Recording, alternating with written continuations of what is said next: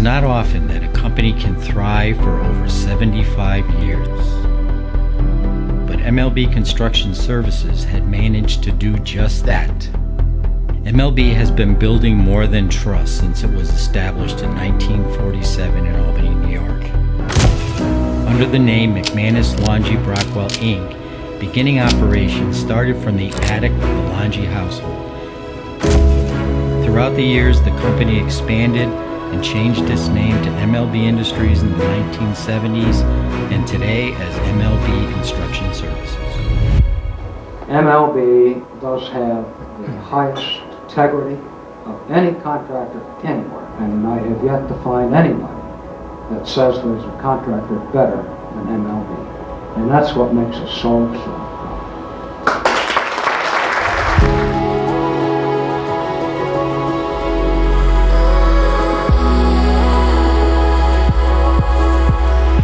I remember when we were first beginning to meet as a small group and talking about the future plan and frankly the fundamental purpose and mission of MLB, because it's been around 75 years and I don't know the specific statistic, but I'm pretty certain in fact that the majority of businesses in our country across all industries that make it for 75 years is a stark minority, not most. My name is Dave Kruzalnicki, a member of the board of directors, founder and principal and sole employee of High Peak Strategic Business Advisors. Hi, my name is Eric Montani. We've been representing MLB as a firm for the last 25 years and myself probably for the last 42. So I've been here a long time. I started out with Fred, John, and Brock, on to Tom, Brian, and Jim Dawsey Sr., and then on to Jim and Scott currently. Ray O'Connor, worked with MLB for, gosh, it's got to be 25, 30 years. Yeah, I'm a banker by trade. I used to be the president and CEO of Saratoga National Bank. Well, my name is Tom Eckert. I worked with MLB, joined it in 1979 as a project manager. In the 80s, myself and two partners began purchasing the company. I was president. We then turned around in about 2000, selected Jim and Scott and another partner to buy the company from us. Hi, I'm Ned Reagan. I'm a CEO of the Reagan Companies, and I've been working with MLB for just shy of 20 years. My name is Scott Shepard with MLB, and I've been here for over 30 years. My name is Jim Dawsey. I have been with MLB since 1979. I was lucky enough to have worked with John McManus, Fred Longy, and Don Brockwell. Probably the first major project that MLB did was at Union College. The three of them were classmates at Union. Their first office was in Fred Longy's attic. From there, they went to, I believe, an office on Arcadia Street in Colony, and then they purchased 20 acres in Colony. At that point in time, Tom Eckert, Brian Fox, and I decided to actually build an office. We were lucky enough to find property just down the street from Global Foundries, which was at 400 Stonebreak Road. That worked out pretty well for us. We did the first foundation, 62,000 yards. We actually put in more concrete than they put into the new Yankee Stadium, which we felt pretty proud of. And what we have here in not only the Malta office, but in the North Carolina office, that we have some extraordinary people, young people that I can see all working together and leading MLB into the next 75 years. The people have changed, the location has changed, but I mean, it's a very similar company today as they were 75 years ago. I'm guessing it's one of the reasons why MLB has such a very, very high return client rate. I think it's above 90% in that neighborhood. Pretty darn impressive. My experience with MLB is that they're a hardworking, dedicated group of employees. Eventually, all the strategic planning in the world deteriorates to plain old hard work of implementation. At the very core of why the place exists in the first place, it was all about people. It was all about clients, trust, reliability, dependability.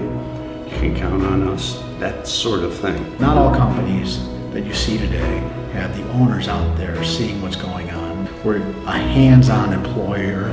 Like I always said, we make our employees happy, give them the resources they need, and we can be very successful in this future. But I'm impressed with how many women work at MLB. I've not heard or detected or sensed a whisper of question about that. Only admiration for the talents and the skills and the contributions that everybody makes, male or female. Philip Morris, CEO of Proctor's Collaborative. My world, the world of the theater, is a world of relationships. Even with a huge company at Proctor's now, Disney, right? Huge company. You sit across the table at lunch and talk about the next thing. And if they're displeased, or if there's not magic, they'll move on. They have way too many options. Well, I didn't know Jim Dawsey, well before this project. I had enough of a relationship with him to know that he was a good person.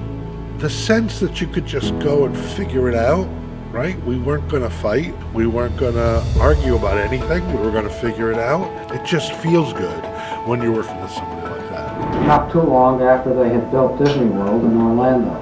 We did a couple of small jobs, and over the years we did 2 or 3 larger and larger jobs. We were the only contractor at that time that was ever invited back to do a job for Disney.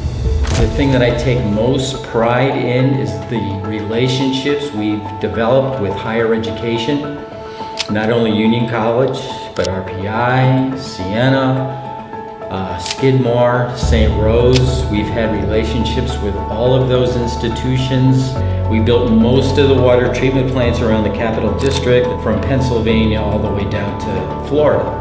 After sewer treatment plants, the next thing was hydroelectric plants, retail work, Knickerbocker Arena, which is now the MVP Arena. We renovated Union Station. We did the 1863 Club. MLB has won 4 Build New York awards. I think the future is very bright for this company. You know, I've watched over the last few decades the evolution of MLB. They always find a way of finding the right people who not only hold on to the history of the company, but know how to make the changes necessary to adapt to a changing world.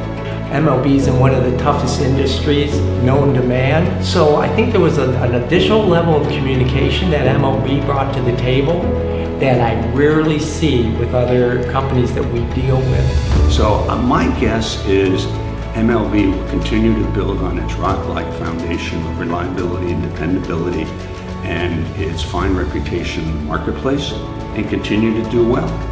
I really can think that the future for MLB is nothing but bright. MLB reminds me of, like, we all have an old friend that, you know, maybe we haven't seen in a long time, but an old friend is always there and we pick up where we left off with that old friend. You know what I mean? Even though it may have been months, years since we've seen them. That relationship is one that's reliable, dependable, grounded in trust and openness to one another, our strengths and our weaknesses and frailties and all that stuff. And I think MLB is a lot like that. It's like an old friend.